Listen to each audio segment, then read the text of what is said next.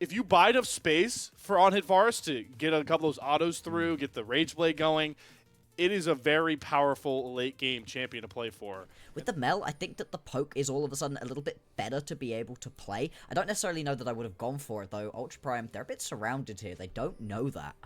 Oh, Flandra. This is Scion Gaming as we know it. Lane swap, There maybe it is. take it away, but decimating smashes or not, that stun lasts forever. Oh, no. Waka wants to get to the wall to flash over, but Kyle says, no, no, no. The only way you're getting back to base is a gray screen. AL, first blood, kill on to Hope. What a perfect start. Early and often as possible. Yeah. No more red buff, no more Krugs. Going to be really far behind when it comes to XP in this early stage. Is Kyle. This stun should land on a Xiaoxia. Ignite comes across. That last arrow comes through the blitz of arrows as well. 2-0 start for Hope on this Varus. Will the response onto the Drake be fast enough right here? Because Junhao had to take a recall right there. Now back out onto the map. He's got a Giant's Belt and a Ruby, so is in an okay spot in terms of Sejuani power at this point. But still not necessarily sure that this means he's going to be able to easily pick this one up if Tarzan moves down. No, instead they are just going to do this as a 1-for-1 trade. Yep. How and making it just so hard to even take a dragon. Do not allow Ultra Prime to get comfortable in this game. This team, very much, once they start to get ahead, seems to be pretty good at being able to run through a game. Well, maybe they'd end up there. Is Tarzan going to step up right here towards Junhao. Junhao looking at least to steal one away. Does manage to grab one at least, but still is going to be able to concede the other two. 5 grubs over to AL. Well, I mean, we're using Glacial Prison to secure a grub. That is not the mark of a game state that you really ever want to be in. No. This top jungle, Tarzan is just marked off as his. To a point with that Soul Furnace, where he's going to have so much more health. So maybe they'll finally look for a pick here. That's a great flash from Xiaoxia to get a double charm down. But between worlds from Shanks buys him more than enough space. Kyle's Unbreakable Will is really hard to get down, and the Keeper's Verdict is going to save him. Tarzan to the rescue. Damage done. Resets are going to come through. Maybe they get the Drake off the backside, but Tarzan still wants to fight right here. He is not done. He wants all of the smoke. But now it's Xiaoxia's turn this time to limp away from a fight with 1 HP. The Cloud Drake cannot secure a kill. He is not an AL fan. AL first. Ultra Prime, they're getting turned around, run about at the moment. They are in full reactionary tempo on this map state right now. And those plates soon are going to become turrets. As we've got quite a few members hanging around towards this top side. Now, with the Herald spawning, hang on, Shank. Oh, Shanks, this is not the position to be in. Finally, the stun chain lines up and a big kill over Ultra Primer on the board. Flandra teleports up here just a bit late. Prime to play out, and Shanks does have the teleport to be able to rejoin his team if needed. Jiang going to be able to take down this tower in the bottom lane, so they're not losing out right now. This is better out of Ultra Prime. They're at least getting themselves a foothold back into this game. Still, the actual objectives are falling in AL's favor again and again. It really doesn't feel like Ultra Prime feel comfortable stepping up in a 5v5 at the moment. They are starting to spread the map a lot better. Cross-mapping is polishing itself more and more. The Rift Herald traded for that first turret. Commit. Let's fully commit to this dragon or try and swing and cover mid. They're just going to burn through the dragon. All right, so they're comfortable trading mid-tier 1 for a Chemtech Drake. They are going to allow Tarzan to get a second crash here. You don't want to chase the Poppy. So good recognition from one of the veterans of the LPL. Ultra Prime, Glacial Prison down on the Flandra just to respect the might of this Scion. Chains of Corruption going to find its mark onto Junhao, but it's just a bit of poking and prodding on both sides. But the power of those grubs really shining through. Shanks is able to actually sneak and burn down the mid-tier 2. That is 2 turrets for a lowly Chemtech Drake in the favor of anyone's legend. To just go throw themselves at it. Think about quite how much damage it can end up doing.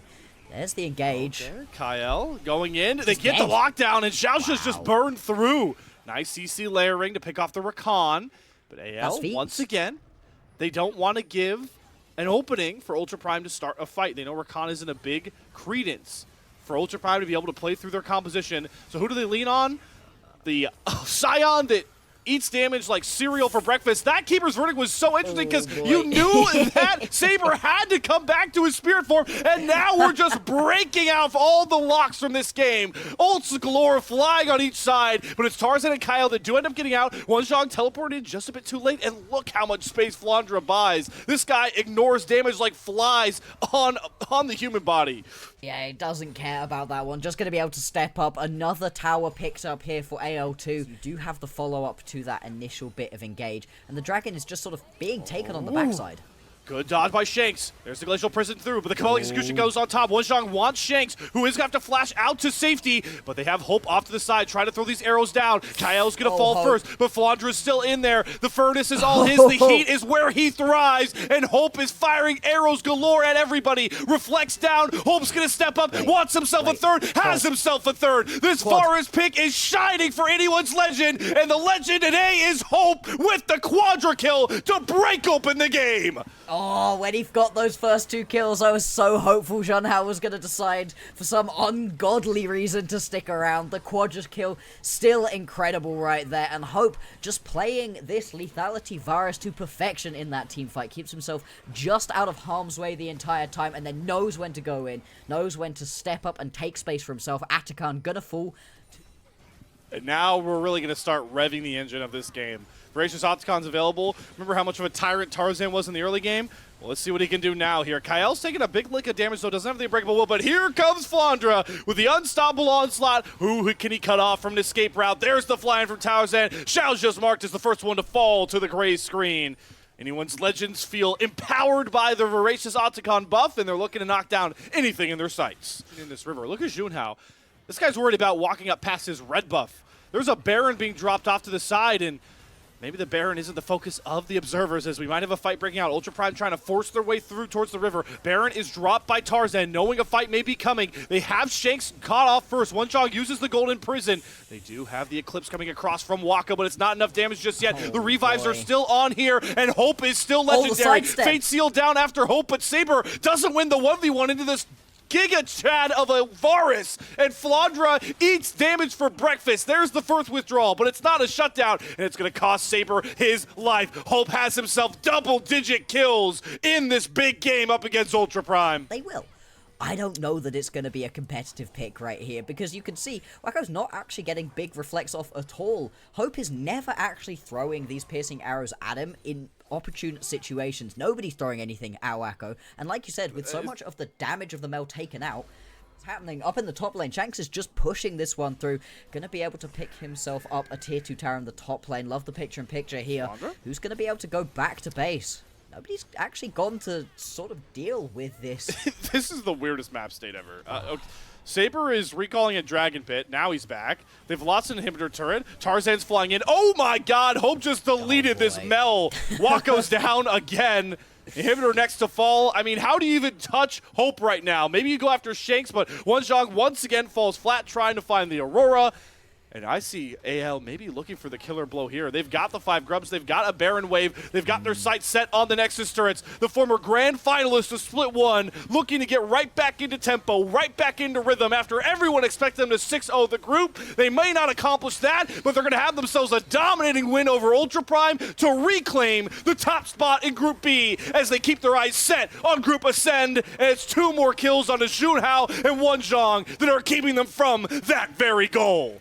Yeah, they're just going to look for it all. One more piercing arrow would have done it. Oh well, they're just going to have to settle for the Nexus, I guess. These were some of the best highlights from today's matchup. Which moment was your favorite? Let me know in the comment section below. This is OP, and I'll see you tomorrow. Take care.